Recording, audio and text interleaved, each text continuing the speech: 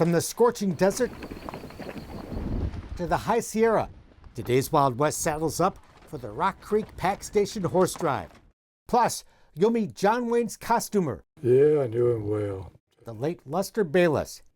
And we'll take you where the buffalo roam, on the estate of Hollywood's first cowboy movie star. Today's Wild West. Up next. The Wild West. It's still out there. And we'll show you how to find it. This is today's Wild West. The Rock Creek Pack Station Spring Horse Drive. 4 days in the saddle. Yes, definitely having fun already. Driving a herd of horses and mules 100 miles. Through scorching desert heat. Choking clouds of dust. Along historic trails that'll end up high in California's spectacular Sierra Nevada mountains. Are you psyched up? Yes. This adventure begins where it ends, at the Rock Creek Pack Station, about 30 miles northwest of Bishop, California. Their group includes many who've been here before. It's a ball. Yeah? Yeah. It's a really unique experience. Yeah, there's nothing else like it. We drop off our cars, hop in a van, and head down the mountain to our first night's camp far below, at the pasture where the horses will drive have spent the winter. The solar rays come off the West Coast Ocean and relay on the White Mountains here. Really? Yeah, it's super spectacular. It's something I just learned the other day. No, you can't. It's a beautiful June evening for an outdoor dinner in the scenic Owens Valley. But we are warned, tomorrow will be tough. It's supposed to be around 108 in shape, and there's no shape. Could be the most miserable afternoon of your life if you stand the sun. It's fun. But that doesn't faze Linda Wilson. It's like therapy. You're out here in the wilderness. She's been coming on this ride for 32 years. When I go home, I have 6 kids and a husband, and this is the only thing I do that I get away from it all and enjoy the outdoors by myself. I don't have to do anything for anyone but myself. So that's therapy to me. Thanks. Next morning, the cool of the dawn and anticipation and excitement are in the air as we saddle up. A little nervous. But this pleasant temperature won't last long. Oh, it's challenging out here, especially in the 106-degree heat. But here you are again. Yeah, that's because she's here again. So you psyched? Yes, I am. This trek has become an annual tradition for Wendy, daughter Eddie, and their friends Isla and Jazz, who they met on the ride a year ago. Well, you must like it, huh? Yes, very much. Being out here in nature, being with these beautiful animals, and then we've met wonderful people. Most people would probably think you're crazy. This fascinating and hardy group of adventurers includes hairstylists, nurses, attorneys, a federal judge, a park ranger, and others who choose to spend their vacation horseback in the desert heat. There's a saying that if I had to explain, you wouldn't understand. Yeah, that's right. I just leave it at that. If you make the first day and you're still alive, you usually make it after that. Ivana Crone leads the way, one of about half a dozen wranglers along for the ride. I think it's going really well. Thanks to you guys. Everyone's doing a great job. Another half dozen crew members move and set up camp while we're on the trail. All we have to do is sit back and enjoy the ride and the view, which is spectacular. Oh, it's just so expansively beautiful in person. The mountainside, the grasses, every little detail of being here is just absolutely stunning. It's just kind of hard to capture it because it's just constantly changing. Linda Kessler has perhaps the most unusual career on this ride. She's a Hollywood stunt woman. Falls fight horse stuff, fires, cars, motorcycles. She stays very busy working in big budget pictures. The number one thing in our business in general is know how to fall and fall safely. It's a skill you don't want to use horseback riding. Well, job one is keeping the horse between you and the ground. Hi, are you helping? A close second, drinking plenty of water. 2 pack mules carry that precious liquid, more valuable than gold here in the desert, I said our savior, the water mule. where the temperature soon tops 100. We take regular breaks to make sure everybody gets tanked up. You haven't had fun until you've been riding a horse for about, I don't know, 8 hours in 110 degrees out in the Owens Valley desert. But we are having a good time, thanks to plenty of water. How are you feeling? I feel good. I mean, surprisingly good, considering it's as hot as it is and the day's long. But it's a lot of work, but it's a lot more fun. Cool. We're back on the dusty trail, a trail of dust that's like talcum powder. The hooves of the horses send up thick clouds of the stuff, and the animals disappear into the gritty fog. Much of our journey follows the old rail bed of the Slim Princess, the nickname of the old Southern Pacific narrow gauge railroad that once ran here. Built in the 1800s, the trains quit running in 1960 and the tracks were pulled up. But along with the roadbed, other remnants remain, like an old abandoned depot. Narrow gauge went from the Owens Lake all the way up towards Bode. As we ride this 19th century trail, we come across the 21st century, the Owens Valley Observatory, owned by Caltech, the California Institute of Technology. Known as the Owens Valley Ears, I'm told the dishes are indeed ears, listening to radio waves, the sun, and deep into space. It's day 2. We've been in the saddle for 3-4 hours. Another hot, dusty day. Not as hot, but nothing's better than stopping for some water. This stuff's worth gold out here. I said I used to think everybody on the horse drive had such white teeth, but it's just their face is so dirty. It's all worth the price of admission. Beautiful, beautiful. Lucky to be here. The Sierra Nevada to the west, the White Mountains to the east, and the Owens Valley. All a beautiful sight. We're the lucky few that get to enjoy the view horseback. However, I will admit that night's camp was a welcome sight, where we'd get a shower, dinner, and a good night's sleep. How far are we going today? Long way. All the way. Just north of Bishop. Next morning, we're back in the saddle and back in the dust, and enjoying the trail with new friends, which include the young Wranglers, living the dream. I went up to Jackson Hole. I was at Jackson Hole last summer and Grand Canyon this winter, and now I'm here. Like Wyoming cowboy Cole Carey. Yeah, I just move around, sleep in my truck in between. A lot of us do that. It's a good life. I love this outfit. I've never worked for another. Anna's ridden for Rock Creek for 10 years. It's a family. Just Craig, he runs a family business and he's not some distant boss that you never see. He's there for everything and you can talk to him about anything. And he really values us, I feel like. Craig London owns Rock Creek. A family emergency kept him from joining this year's horse drive, but his crew is happy to be here, like longtime wrangler Mark Midget. All this open space, that's the biggest thing. You can pick any direction you want and go there, and you're not trespassing.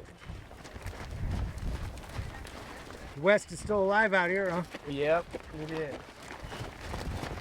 Known by the Paiute Indians as the place of flowing water, the Owens Valley was once irrigated and productive agricultural land until the city of Los Angeles bought up most of it and took most of the water. In the desert and all of a sudden in a creek. I know, that's how it is. That's how it goes out here. There's different opinions about that history, but what visitors find today in this ruggedly beautiful part of California is the wide open American West. And because it's largely undeveloped, its history, like the remnants of the Slim Princess, can still be plainly seen.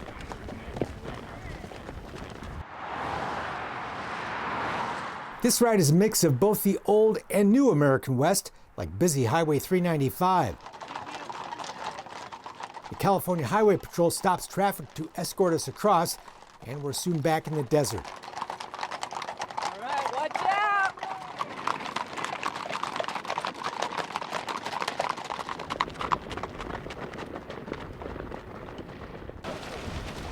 Watch the sides, it's sandy. It's not pristine wilderness, but we are horseback in the West. You just got to edit out the man-made stuff and enjoy the ride. It just is fun. It's just fun to be with all the people and to move the horses. It's very enjoyable. I can still do this, and not probably too many 75-year-olds could. You like Howdy? I love Howdy. He's a good animal. He knows exactly what to do. I didn't want a challenge, and now I don't have one. A lot of work. It's hard. It's not a pony ride. Let me put it that way. You're better off if you have some experience with horses and have no fear of them or of loose horses, and you have some confidence, I guess, is what it is. Fiddle and Pete and his buddies will be entertaining us at our campground that night, where we'll find hot showers, hors d'oeuvres, and another spectacular dinner. Barbecue chicken, corn on the cob, we got broccoli salad, and Hawaiian rolls. We're having a good time.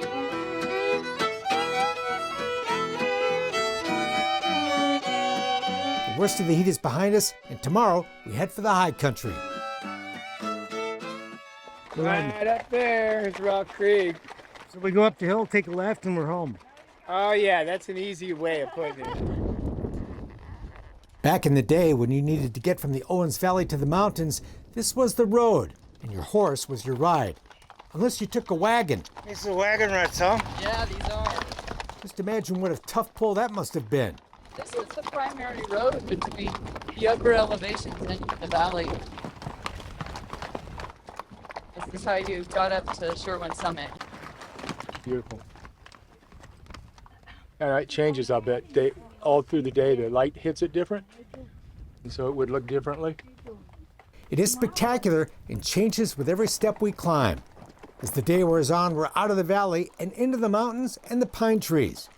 Lots of people wonder how the pioneers did it, but after a few days horseback, you start to figure it out. Your body gets accustomed to the rhythm of the saddle, sleeping on the ground, and the daily routine of life on the trail. It takes a few days to get into the groove, you know, get in the rhythm of what you're doing, and then now I could go for days. And now we're going into cool weather. I could do cool weather for a few more days, that's for sure. Our 4-day adventure is flying by, at least most of the time. Yeah, at moments it didn't seem like it was ever going to end, but it was the hottest time that they've ever done this, and I'm just so proud that I made it as much as I did. It's awesome. The Switchback Trail takes us higher and higher. Gorgeous. There's just so much to see. We'll spend the night at a ranch called Sky Meadow. We're in a different world. We've come to the promised land, people. The promised land is a little breezy that night, but calms down by morning, where we get ready for one last memorable ride. Pretty awesome. On Wheeler Crest Trail. Nice office you guys got. Not bad.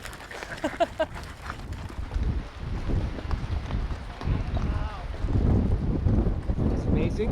Yeah, that's beautiful. Nice place for lunch, huh? Yes, it's gorgeous. We'll take a break for lunch in a beautiful mountain meadow.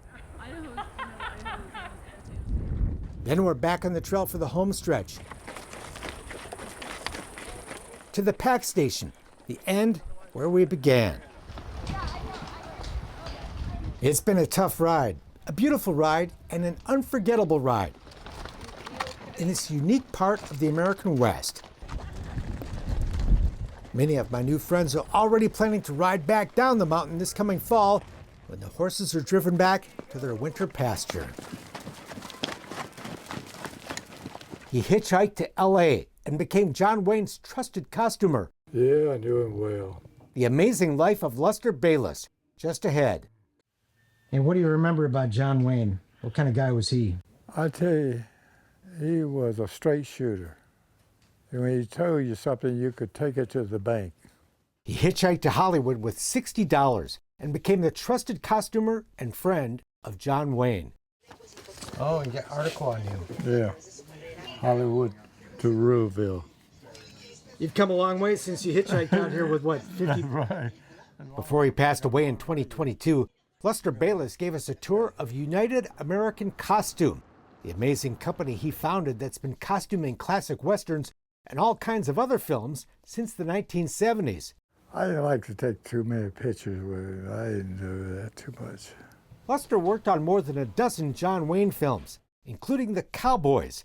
The Duke, threw him up against that tree and everything. And, then he went and then shot him in the shoulder and everything. And that was terrible. One of the few where Duke Wayne's character is killed. Lester was on the set that day. But it sounds like it was almost kind of real for you to watch him get shot in that movie, huh? Yeah. You weren't used to seeing him get killed in the Westerns, No, were you? I didn't like that. I didn't like that. Lester was 80 when we spent the day touring what is one of the biggest costume companies in Hollywood. Buildings the size of airplane hangars, stocked with meticulously organized costumes of every description, from the 1700s to the 1970s and beyond.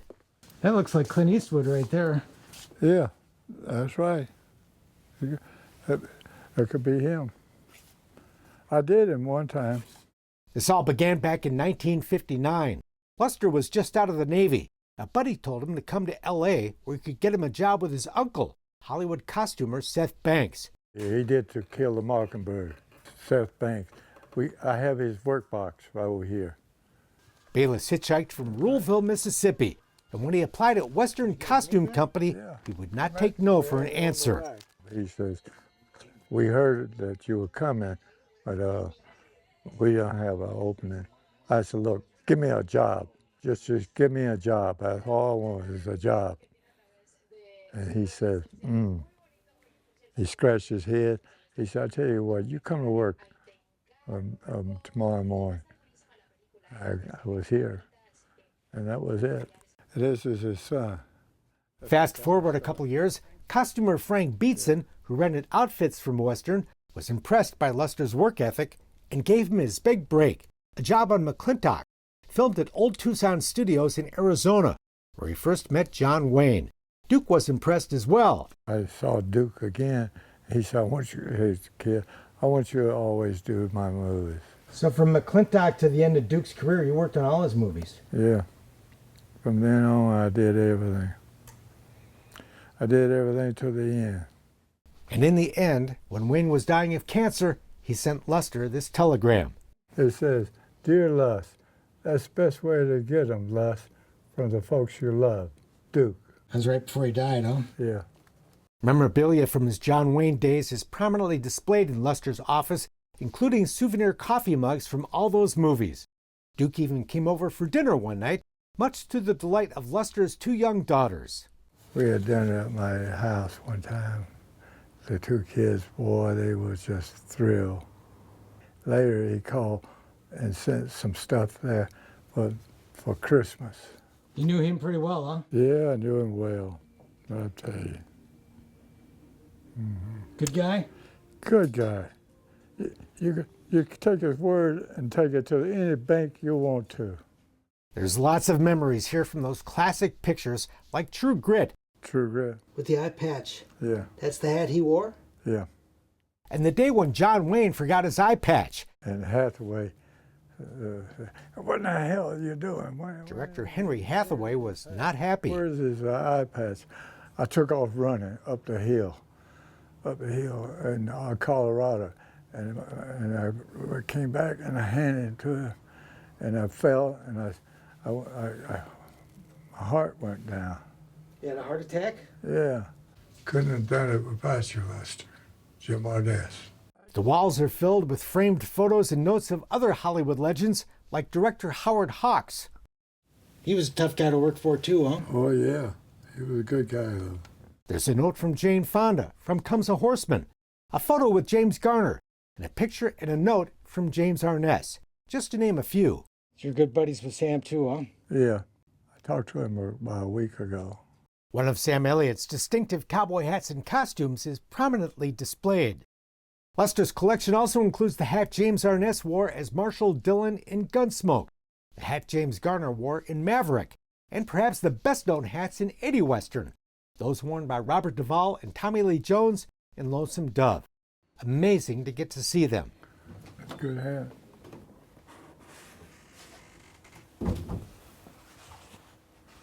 Lonesome Dove. Is that from Tom Horn? Yep. For Lester, costuming a character often starts with a hat. You gotta have a good hat. Start with the hat and go down. There's an amazing collection of headgear, and not just for cowboys. Look at this. This is a nice for an Indian. Look at that son of a gun. That's a great looking hat. Yeah. The Bayless collection includes a vast array of Indian costumes, buffalo headdresses, war bonnets. There's a chief. There's a good chief. And there's all the other authentic regalia it takes to bring the Old West back to life. It's real. It's real stuff. The real way. I like them aged down a little bit. See? Darker. Darker. Yeah, like that. Yeah. Yeah. See? So they look real. Yeah, they're real. They are real. Look, chokers. Yeah. Make those a sound. Sound proper. Sam wore those? Yeah.